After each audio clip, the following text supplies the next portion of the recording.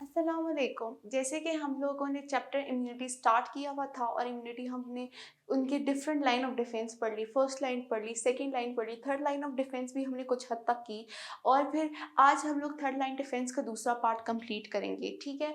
और उसके बाद हम लोग अगला लेक्चर के लिए प्रिपेयर करेंगे। सबसे पहले आज जो हम लोग मैं आपको बता देती हूँ कि अगर आप मेरा लेक्चर लेंगे तो इसके बाद आपको क्या फ़ायदा होगा, क्या नुकसान हो। नुकसान तो खैर कोई नहीं होगा, लेकिन फ़ायदा आपको बहुत ज़्यादा होगा कि इस लेक्चर को लेने के बाद आपको को पेपर के पॉइंट ऑफ व्यू से बहुत ज़्यादा इंपॉर्टेंट टॉपिक्स कवर हो जाएंगे। और बेसिकली ये डिटेल क्वेश्चन में भी बहुत इंपॉर्टेंट होते हैं, शॉर्ट क्वेश्चन में भी ज़्यादा इंपॉर्टेंट है ये टॉपिक्स इनमें जो मैं आपको पढ़ाने जा रही हूँ।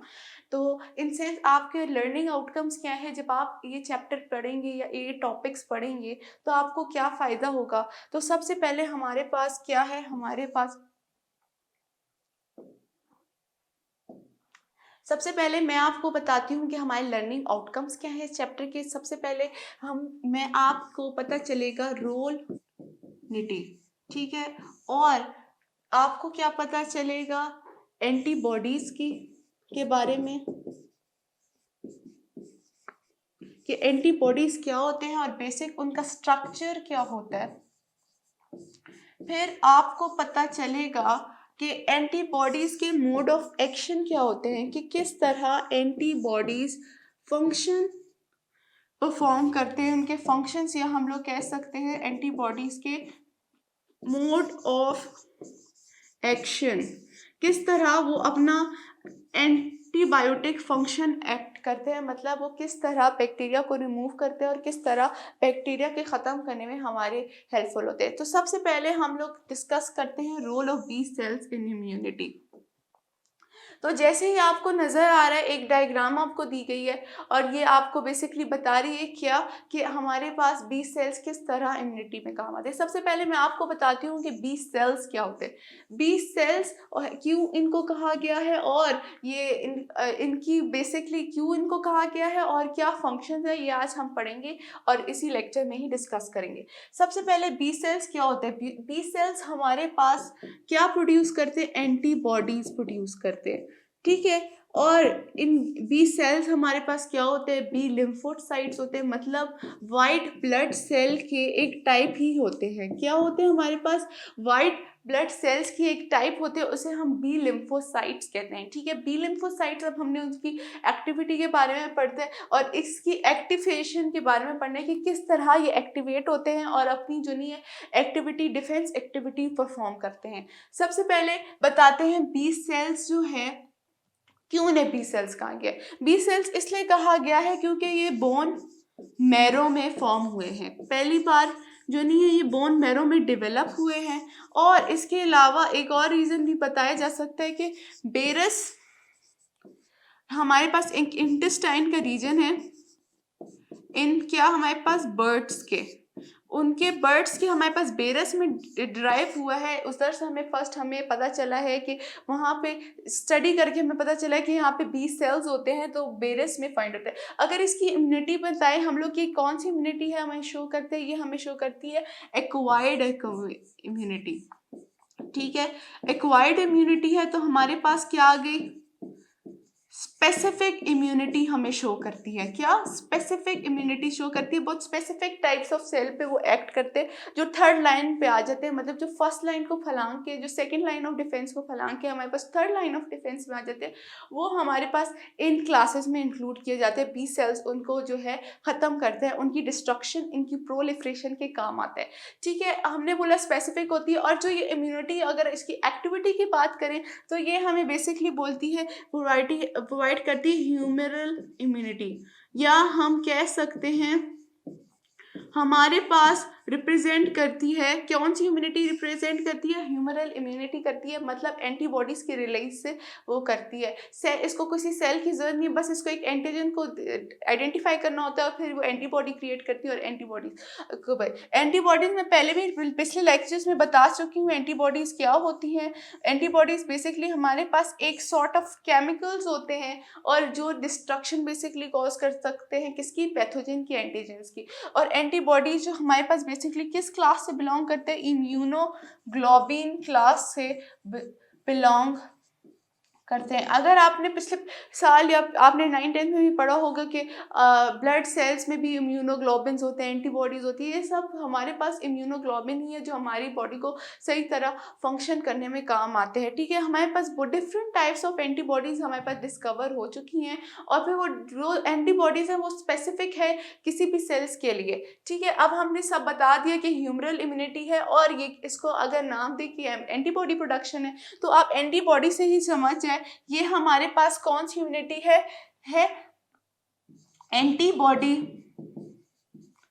Mediated immunity.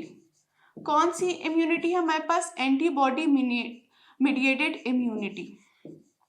अब हमें कैसे पता चलेगा कि कैसे परफॉर्म करेंगे? आगे हम ये पढ़ेंगे कि इनकी एक्टिवेशन कैसे होती है और ये एक्टिवेशन के बारे में हम डिस्कस करेंगे। हम डिस्कस कर रहे थे एक्टिवेशन ऑफ बी सेल्स। अब एक्टिवेशन ऑफ बी सेल्स कैसे होते हैं? सबसे पहले ये डायरेक्ट देखते हैं एंटीजन को ही। एंटीजन्स आपके पास, आपको जैसे ही मैं पहले बता सकती हूँ, एंटीबॉडी जनरेटिंग सब्सटेंस। ऐसे ही कोई एंटीबॉडी जनरेटिंग सब्सटेंस देखता है तो फिर ये क्या अपनी एक्टिविटी परफॉर्म करते हैं। कैसे एक्टिविटी परफॉर्म करता है? वो अपनी एक्टिविटी इस सेंस में परफॉर्म करता है कि जो बी सेल्स है, पहले देखते हैं कि एंटीजन है कोई, जैसे ही उनको कोई एंटीजन नजर आता है, एंटीजन के रिस्पॉन्स में वो क्या रिलीज करते हैं? एंटीबॉडीज रिलीज करते हैं, ठीक है।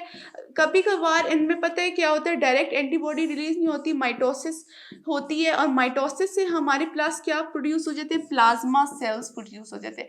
और प्लाज्मा सेल्स की अगर हम इम्यूनिटी की बात करें, अगर प्लाज्मा सेल्स की एंटीबॉडीज की बात करें तो ये बहुत ज़्यादा लार्ज अमाउंट में हमारे पास क्या प्रोड्यूस कर देती है?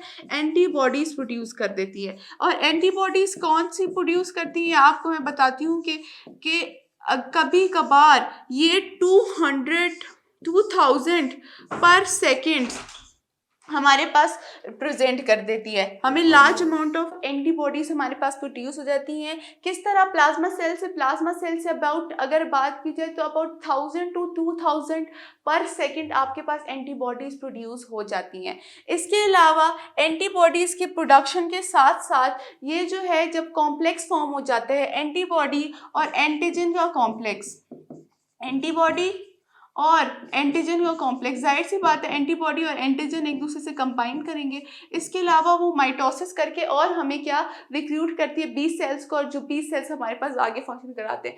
आप ये देखिए, जैसे देखें B cell is triggered when it encounters the matching antigens. उसके ऊपर बी सेल जैसे स्पेसिफिक एंटीजन कोई सामने आता है जिसके लिए वो बी सेल बना होता है, ठीक है, वो अपनी एक्टिविटी शो करना शुरू करता है। किस तरह करता है एक्टिविटी?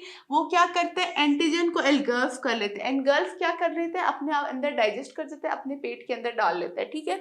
फिर क्या करता है? एंटीजन के जो फ्रेगमेंट्स होते हैं उनको डाइजेस्ट करता है और एंटीजन के फ्रेगमेंट्स हैं उनको सरफेस पे निकाल देते हैं, ठीक है। सरफेस पे निकालने के बाद क्या करता है?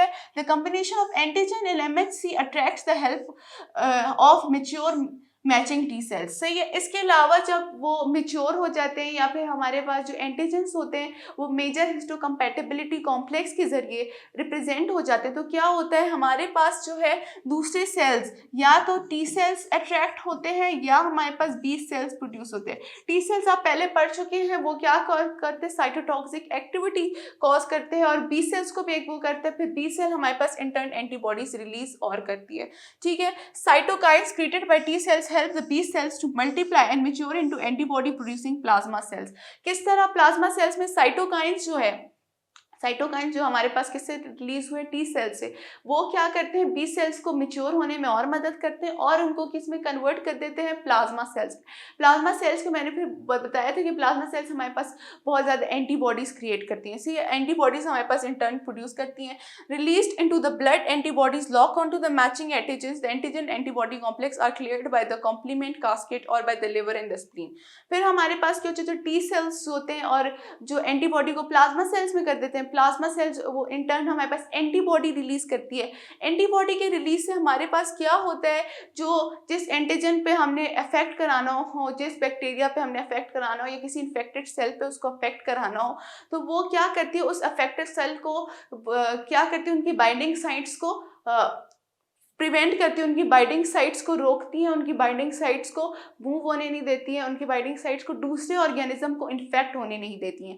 तो इंटर्न ये हमारे पास क्या पूरा ये आपको साइकिल दिखाया गया कि किस तरह बी सेल्स आपके पास ह्यूमरल मीडिएटेड इम्यूनिटी में काम आते हैं। वापस डिस्कस कर लेते हैं, जो बी सेल्स होते हैं वो हमारे पास कहाँ होते हैं, बोन मैरो में बेसिकली फॉर्म होते हैं, फिर वो जब ब्लड में आते हैं फिर वो डेवलप हो जाते हैं। ठीक है, इनका बेसिकली नाम इसी वजह से बोन मैरो की वजह से, बोन मैरो की प्रोडक्शन की वजह से इनका नाम बी सेल्स रखा है। ये कौन सी इम्यूनिटी शो करते हैं, हमारे पास ह्यूमरल इम्यूनिटी शो करते हैं। ह्यूमरल इम्यूनिटी मतलब हमारे पास एंटीबॉडी मीडिएटेड इम्यूनिटी शो करते हैं, मतलब एंटीबॉडी के रिलीज से अपनी इम्यूनिटी बढ़ाते हैं, एंटीबॉडी से की रिलीज से जो है पैथोजेंस वगैरह को अफेक्ट करते हैं। इसके अलावा अगर बात की जाए आगे कि ये और क्या काम करते हैं, ये किस तरह ये परफॉर्म करते हैं, पहले क्या करते हैं, बी सेल्स एंटीजेंस को साथ रिएक्ट करते हैं, उनको एक्सपोज करते हैं सरफेस के साथ, फिर सरफेस के साथ एक्सपोज होने के साथ वो टी सेल्स के साथ एक्ट करते हैं, टी सेल्स को स्टिमुलेट करते हैं, टी सेल्स उनके साथ मिलकर एक हमें नए सेल्स देते हैं, प्लाज्मा सेल्स। फिर प्लाज्मा सेल्स इन टर्न हमारे पास क्या करते हैं, एंटीबॉडी का रिलीज स्टार्ट करते हैं। ये बेसिकली तब होता है जब हमारे पास बहुत ज़्यादा एंटीबॉडीज़ की ज़रूरत हो, 1000 to 2000 एंटीबॉडीज़, मतलब ज़्यादा हमारे पास रिस्पॉन्स हो। लेकिन अगर नहीं हो तो बी सेल्स डायरेक्टली भी एंटीबॉडी रिलीज़ करते हैं, और डायरेक्टली एंटीबॉडी रिलीज़ करने के साथ उस जो हमारे पास सेल होता है, जो हमारे पास पैथोजन होता है, जो हमारे पास हमें डिफेक्शन कॉज कर सकते हैं, जो हमें प्रॉब्लम का कॉज करता है, उसको डिस्ट्रॉय करती है। सही है, ये हमारे पास आगे रोल ऑफ बी सेल्स। अब आगे हम लोग इसको फर्दर डिस्कस करेंगे। फर्दर डिस्कस हम क्या करेंगे, इसकी फर्दर डिस्कस करेंगे, एंटीबॉडी का स्ट्रक्चर डिस्कस करेंगे, और ये अपना एक्शन किस तरह परफॉर्म करता है वो डिस्कस करेंगे। सबसे पहले आपके पास देखिए व्हाइट बोर्ड पे या फिर आपके पास इंटरेक्टिव स्क्रीन के ऊपर नजर आ रहा है, आपके पास एक स्ट्रक्चर नजर आ रहा है। देखिए ये बहुत ज्यादा वाई शेप स्ट्रक्चर है। ठीक है, पहले भी हमने जब मैंने पहले लेक्चर दिया था मैंने आपको बताया था कि जो एंटीबॉडी है वो वाई शेप स्ट्रक्चर है। क्या है, वाई शेप स्ट्रक्चर। अब इसमें जो है हमारे पास दो किस्म की चेन्स होती हैं, वेरिएबल चेन और कांस्टेंट चेन, या हमारे पास हैवी चेन होती है और लाइट चेन होती है। ये जो आपको रीजन नजर आ रहा है ये हमारे पास क्या है, हैवी चेन। जो स्ट्रेट रीजन नजर आ रहा है, जो वाई के जो स्ट्रेट रीजन नजर आ रहा है वो हमारे पास क्या है, हैवी चेन। फिर हमारे पास जो हैवी चेन होती है वो कांस्टेंट चेन है। क्या, कांस्टेंट मतलब इसमें जो है हमारे पास क्या नहीं होता, कोई चेंज नहीं होता, सारी एंटीबॉडीज में सेम होता है। हमने बोला ना बहुत सारे डिफरेंट एंटीबॉडीज रिलीज होती हैं स्पेसिफिकली अलग-अलग क्लासेस के लिए। अगर कोई अलग किस्म का पैथोजन एक किस्म का तो नहीं होता, एक किस्म का तो बैक्टीरिया आपकी बॉडी के अंदर नहीं आएगा, आपके पास हजारों किस्म की बैक्टीरिया आपकी बॉडी के अंदर आएंगे, तो हर किसी के लिए अलग अलग एंटीबॉडी की भी जरूरत है। तो अगर हम बात करें इनके बेसिक स्ट्रक्चर में, तो एक जो वाई शेप स्ट्रक्चर में जो वाई का स्ट्रेट वाला पार्ट है, ये वाला पार्ट है, वो आपको ज्यादातर क्या रिप्रेजेंट करता है, वो ज्यादातर आपको रिप्रेजेंट करता है कांस्टेंट चेंज। सारे इम्यूनोग्लोबिन्स में सारे जो हमारे पास एंटीबॉडीज है उसमें ये जो स्ट्रक्चर होगा वो सेम रहेगा, वो चेंज नहीं होगा। फिर हमारे पास आ गया ये रीजन। ठीक है, इसको हमने क्या, कौन सा रीजन नाम दिया, इसको हमने दिया लाइट चेन नाम दिया। तो ये लाइट चेन रीजन का, और इसमें जो होता है हमारे पास वेरिएबल चेन एग्जिस्ट करती है। क्या, वेरिएबल चेन्स। अभी देखिए ये जो आपस में दो चेन्स है, बीच में आपको छोटा छोटा एस लिखा आ रहा है, ये जो एस है ये हमारे पास डाइसल्फाइड ब्रिजेस होते हैं। डाइसल्फाइड मतलब सल्फर और सल्फर की इंटरेक्शन से इन दोनों चेन्स को ज्वाइन किया गया है। क्या किया हुआ है, ज्वाइन किया गया, मतलब इस चेन को और इस चेन को पहले ज्वाइन किया है, फिर इन दोनों चेन से सल्फाइड ब्रिजेस से ज्वाइन किया है, फिर जो कांस्टेंट चेन को और कांस्टेंट चेन को सल्फाइड ब्रिजेस से ज्वाइन किया। जो आपके पास लाइट चेन होती है वो उसके दो कंपोनेंट होते हैं। देखिए यहाँ पे तो सिर्फ आपके पास दोनों चेन जो है हमारे पास कांस्टेंट के साथ है, जबकि ऊपर वाई शेप का जो आधा पार्ट है वो हमारे पास किसकी कंपोज है, वो हमारे पास कंपोज्ड है कांस्टेंट चेन से, और जो उसके ऊपर का जो पार्ट है वो हमारे पास वेरिएबल चेन से कंपोज्ड है। वेरिएबल चेन से मतलब कि ये वाला जो पार्ट है ये डिटरमाइन करेगा कि वो किस एंटीबॉडी से ज्वाइन है। कहिए इस पे सिर्फ स्पेसिफिक एंटीजन ही बाइंड होगा। इसमें बेसिकली हमारे पास कौन से ग्रुप होते हैं, अमाइन ग्रुप्स होते हैं। और अमाइन ग्रुप्स क्या करते हैं, अमाइन ग्रुप्स जो नहीं है स्पेसिफिक एक मोल्ड सा बना देते, जैसे सांचा बना देते, जिसमें सिर्फ स्पेसिफिक किस्म का एंटीजन आ सकता है और वो स्पेसिफिक किस्म के एंटीजन के साथ रिएक्ट कर सकते हैं। ऐसा नहीं हो सकता कि कोई एंटीबॉडी दूसरी एंटीबॉडी के साथ रिएक्ट करना स्टार्ट कर दे, नहीं ऐसा नहीं होगा। आपके पास अब पता चल गया कि हमारे पास क्या स्ट्रक्चर ऑफ एंटीबॉडी में हैवी चेन आ जाती है और हमारे पास क्या आ जाती है, लाइट चेन आ जाती है। ठीक है, हैवी चेन में जो है हमारे पास क्या होता है, हमारे पास कांस्टेंट रीजन्स होते हैं। क्या होते हैं, कांस्टेंट रीजन्स। ठीक है, और हमारे पास लाइट चेन में हमारे पास कांस्टेंट रीजन के साथ साथ वेरिएबल रीजन्स भी मौजूद होते हैं। ठीक है, वेरिएबल रीजन्स भी मौजूद होते हैं। जो कांस्टेंट रीजन रहते हैं वो सारे ही एंटीबॉडीज में सेम रहता है, लेकिन जो वेरिएबल रीजन होता है, वेरिएबल रीजन हर किसी एंटीबॉडी की डिफरेंट एंटीबॉडीज में चेंज करता है। डिफरेंट चेंज होने का मकसद क्या होता है कि एंटीजन, क्योंकि हमारे पास एक किस्म का नहीं होता है, अलग किस्म के एंटीजन्स होते हैं, उनके साथ इनको अटैच होना पड़ता है, तो इनको भी शेप ऐसा होना चाहिए जो अलग एंटीजन्स के साथ अटैच हो जाए। तो हम कहते हैं ना कि बहुत ज़्यादा किस्म की एंटीबॉडी क्रिएट होती है, 20-30 टाइम्स, 30 टाइप्स की एंटीबॉडीज हमारे पास हैं और वो क्या कहती हैं दूसरे एंटीजन्स के साथ बाइंड होती हैं और स्पेसिफिकली उसी एंटीजन के साथ बाइंड होती है जिसके लिए वो प्रोड्यूस करती है। ठीक है, एंटीबॉडीज, अब हमें इनका बेसिक स्ट्रक्चर पता चल गया कि जो चेन्स है ये आपस में किस तरह ज्वाइन है, डाइसल्फाइड ब्रिजेस की वजह से ज्वाइन है। 2 दाने सल्फर के ब्रिजेस जो हैं इनको ज्वाइन किए हुए हैं, चेन्स को, हैवी चेन्स को, लाइट चेन को। ये जो ऊपर वाला रीजन है वो आपके लिए क्या रीजन होता है, हमारे पास जो फैब रीजन है वो बेसिकली हमारे पास क्या करता है, बाइंड करता है किसको, एंटीजन को और एंटीबॉडीज को।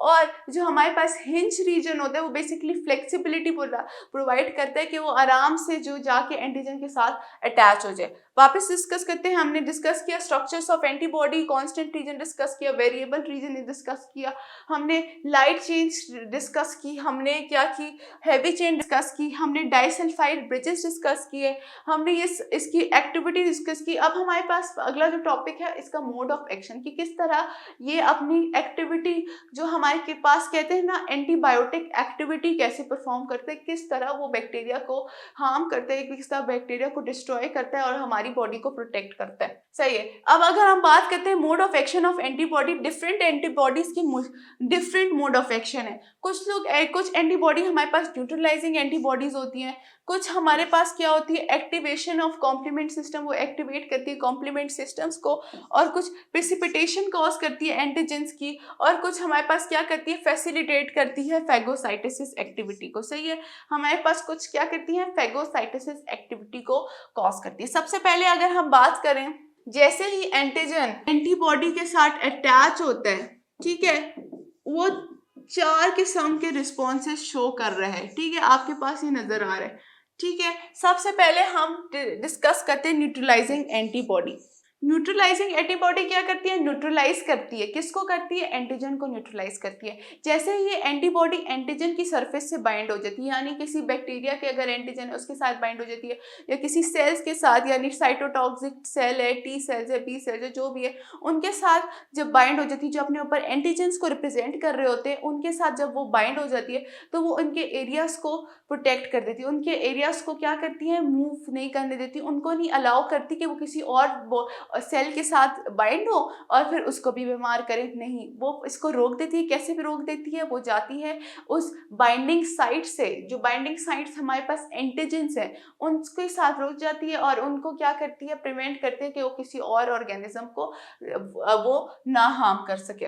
ठीक है, ये आपके पास आ गई। अगर आपको इसका और देखना है तो फिर आप देख लेंगे, यहाँ पे पिक्चर्स वगैरह दी गई हैं। फिर हम देखते हैं एक्टिवेशन ऑफ कॉम्प्लीमेंट सिस्टम। जैसे ही एंटीबॉडी और एंटीजन बाइंड होते हैं तो ये हमें कॉम्प्लेक्स देते हैं, ये कॉम्प्लेक्स जो है ना, एक्टिवेशन सिस्टम हमारा वो उसको यूज देखता है, सही है। एक्टिवेशन सिस्टम इसको आइडेंटिफाई करता है, एक्टिवेशन सिस्टम इसको पहचानता है। एक्टिवेशन सिस्टम जैसे ही इसको देखता है, हमारे पास जो कॉम्प्लीमेंट एक्टिवेशन कॉम्प्लीमेंट सिस्टम होता है, कॉम्प्लीमेंट सिस्टम पहले भी डिस्कस कर चुके हैं, जो केमिकल से कंपोज होता है। केमिकल्स में हमने पहले क्या डिस्कस किया, इंटरफेरॉन डिस्कस किया, पोरफिरिन डिस्कस किया। जो केमिकल्स है इस एंटीबॉडी और एंटीजन कॉम्प्लेक्स की तरफ नजर डालते हैं, इनको देखते हैं और फिर क्या करते हैं, जो एंटीजन की बॉडी है, ठीक है, एंटीजन को फिर डिस्ट्रॉय करना स्टार्ट करते हैं। वो बेसिकली हो सकता है कोई सेल के साथ और कोई भी, देखिए यहाँ पे कॉम्प्लीमेंट सिस्टम आपको दिखाया, देखिए ये एंटीबॉडी देखिए अटैच हुई हुई है सेल के साथ, ठीक है। कॉम्प्लीमेंट सिस्टम ने पता है क्या किया, एक पोर क्रिएट किया। पोर किस तरह किया होगा, आपको जाहिर सी बात पता है, पोरफिरिन से प्रोड्यूस किया होगा। पोर किया, चैनल प्रोड्यूस किया, फिर चैनल से उसमें हमने सर्टेन एंजाइम डाले और फिर उसने क्या किया, हमें सेल लाइसिस कर दी। क्या कर दी, सेल की ब्रेकडाउन के। कॉम्प्लीमेंट सिस्टम ने क्या किया, कॉम्प्लीमेंट सिस्टम ने सबसे पहले हमारे पास जो सेल वॉल है उसको अंदर होल्स क्रिएट किए। होल्स क्रिएट करने के बाद हमारे पास सेल की लाइसिस स्टार्ट की, सेल का ब्रेकडाउन स्टार्ट कर दिया। फिर नेक्स्ट चीज जो हम कर रहे हैं वो हमारे पास है प्रेसिपिटेटिंग एंटीजन, सही है। एंटीजन को ये प्रेसिपिटेट करती है, सही है, सारे एंटीजन्स को एक तरफ कर देती है। जैसे अगर फ्री एंटीजन्स मूव कर रहे होते हैं बॉडी के अंदर, फ्री एंटीजन्स किसी भी मतलब माइक्रोब्स के फ्री एंटीजन मूव कर रहे होते हैं, एंटीबॉडी जो है इन सारे एंटीजन्स को एक साथ बाउंड करती है, ठीक है। बाउंड करने के बाद क्या करती है, सर्टेन हमारे पास क्या केमिकल्स वगैरह रिलीज करती है, जो फिर इन जो कॉम्प्लेक्स में जो फॉर्म होते हैं एंटीबॉडी और एंटीजन कॉम्प्लेक्स, और जो प्रेसिपिटेशन के लिए होते हैं, फिर वो आराम से आपके पास आइदर फेगोसाइटोसाइज्ड हो जाते हैं या फिर आगे आपके पास दूसरे टी सेल्स और उनकी एक्टिविटी के लिए काम आते हैं। जैसे ये देखेंगे यहाँ पे आगे प्रेसिपिटेशन, यहाँ पे बीच बीच में आपको दिखा रहे हैं कि बीच बीच में हमारे पास एंटीजन के मॉलिक्यूल्स हैं और साइड साइड पे देखें यहाँ पे एंटीबॉडीज के वाई शेप स्ट्रक्चर्स हैं, ठीक है। इन दोनों को नहीं है इनसॉल्युबल करती है। इनसॉल्युबल कैसे करती है, प्रेसिपिटेट्स बनाती है। कभी आपने केमिस्ट्री में अगर एक्सपेरिमेंट्स किए हों तो आपको पता होगा कि प्रेसिपिटेट्स जब बन जाते हैं वो डिजोल्व नहीं होते हैं पानी में। वो जो भी केमिकल आप यूज कर रहे होते हैं ना टेस्ट ट्यूब के अंदर, वो डिजोल्व नहीं होते, ऊपर तह बना देते। इसी तरह ये भी ना उनको प्रेसिपिटेट कर देती है, एंटीबॉडी सबको प्रेसिपिटेट करती है एंटीजेंस को। फिर उसके बाद वो आराम से हमारे पास क्या हो सकते हैं, फेगोसाइटोसाइज्ड हो सकते हैं या ऑस्पोनाइजेशन हो सकती है या फिर उनकी डेथ, सेलुलर डेथ हो सकती है, ठीक है। फिर हमारे पास और क्या होता है, हमारे पास फैसिलिटेटिंग फेगोसाइटोसिस। फेगोसाइटोसिस को किस तरह ये फैसिलिटेट करती है कि एंटीजन और एंटीबॉडी कॉम्प्लेक्स, जो एंटीजन और एंटीबॉडी कॉम्प्लेक्स है, ठीक है, वो क्या करता है, हमारे पास एक स्ट्रक्चर से बना लेता है, ठीक है। जैसे स्ट्रक्चर्स जो बनाते हैं उसको कौन आइडेंटिफाई करते हैं, दूसरे सेल्स आइडेंटिफाई करते हैं और सेल्स इनको खा जाते हैं। इस तरह क्या करते हैं, फेगोसाइटोसिस को भी मदद आ जाता है। फेगोसाइटिस के लिए आसान हो जाता है कि वो एक एंटीजन और एंटीबॉडी कॉम्प्लेक्स को आइडेंटिफाई करे और इसको डायरेक्ट फेगोसाइटोसाइज करे। इसको इतनी ज़्यादा एक्टिविटी करने की ज़रूरत ही नहीं है, जैसे कि एक्सपोज करें एंटीजन्स को, और वो ऑल जो हम लोग मैक्रोफेजेस में पढ़ चुके हैं, ठीक है। ये सब हमारे पास क्या होगी, mode of action of antibody. Again हम mode of action of antibody discuss कर लेते हैं। आपको सबसे पहले एंटीबॉडी किस तरह अपना एक्शन परफॉर्म करता है, by neutralising the antibody, activation of complement, precipitating antigens and facilitating phagocytosis, ठीक है। ये आपके पास एक ग्राफ आ गया, ये हमारे पास हो गया एंटीजन एंटीबॉडी कॉम्प्लेक्स। सबसे पहले प्रोसेस हमने बोला न्यूट्रलाइजेशन कैसे करता है। न्यूट्रलाइजेशन इस तरह करता है कि mask dangerous parts of pathogen, क्या करते हैं, ऐसे पार्ट्स के ऊपर अटैच हो जाता है, यूजुअली एंटीजन के साथ अटैच हो जाता है। इसके जरिए डेंजरस पार्ट्स जो हमारे पास एक्सपोज नहीं होते। डेंजरस पार्ट्स हमारे पास क्या होंगे, हमारे पास एक्सोटॉक्सिन्स, एक्सोटॉक्सिन्स के ऊपर अटैच हो जाते हैं या एंटीजेंस के ऊपर अटैच हो जाते हैं, फिर उनको प्रिवेंट करते हैं कि वो केमिकल रिलीज नहीं करे जिससे हमारे सेल को मतलब हमारे सेल को, हमारी बॉडी को कुछ नुकसान पहुंचे। इसके अलावा इन्फेक्शन के प्रोसेस को भी यहाँ रोक देते हैं जब न्यूट्रलाइजेशन करते हैं, कि मतलब आगे भी जो बैक्टीरिया है उसके जब एंटीजेंस ही सारे अवेलेबल ही नहीं होंगे, जब वो किसी सेल के साथ अटैच होने की उनके पास एबिलिटी नहीं होगी, तो फिर वो कैसे इन्फेक्शन कॉज कर सकेंगे, ठीक है। इस तरह रिप्रोडक्शन वगैरह सब उनकी रोक देते हैं एंटीबॉडीज। फिर हमारे पास आया एक्टिवेशन कॉम्प्लीमेंट। क्या करते हैं, जब ये कॉम्प्लेक्स बन जाता है हमारे पास एंटीबॉडी और एंटीजन कॉम्प्लेक्स, वो पता है सर्टेन हमारे पास एंजाइम्स या हमारे पास सर्टेन प्रोटीन्स उनको जो है अट्रैक्ट करता है उस जगह पर, और उस जगह पे उनको बोलता है कि वो एक्ट करें, उस जगह पे एक्ट वो करते हैं। और हमारे पास क्या करते हैं, सेल लाइसिस कॉल करते हैं। फॉर एग्जांपल अगर पोरफिरिन है, पहले वो होल उधर क्रिएट कर लेगा, उसने देख लिया एंटीजन एंटीबॉडी कॉम्प्लेक्स है, अब एंटीजन को जो कंटेनिंग सब्सटेंस है उसको मैंने डिस्ट्रॉय करना है। डिस्ट्रॉय मैंने कैसे करना है, पहले मैंने पोरफिरिन बनाना है, एक चैनल बनाना है, फिर चैनल से मैंने अपने उसके अंदर लाइसिस स्टार्ट करनी। कैसे लाइसिस, प्रोटीएस एंजाइम डाल दूंगा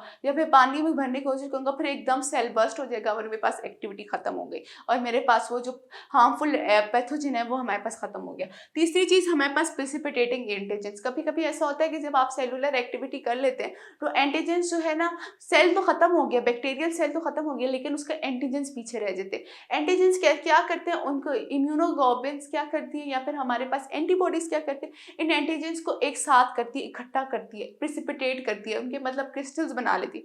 फिर वो क्रिस्टल आराम से फेगोसाइटोसिस हो जाते हैं, फेगोसाइटोसिस हो जाती है, मतलब उनको आइडेंटिफाई कर लेते हैं। इसके अलावा अगर हम दूसरी तीसरी चीज हमें बताई गई कि फैसिलिटेटिंग फेगोसाइटोसिस।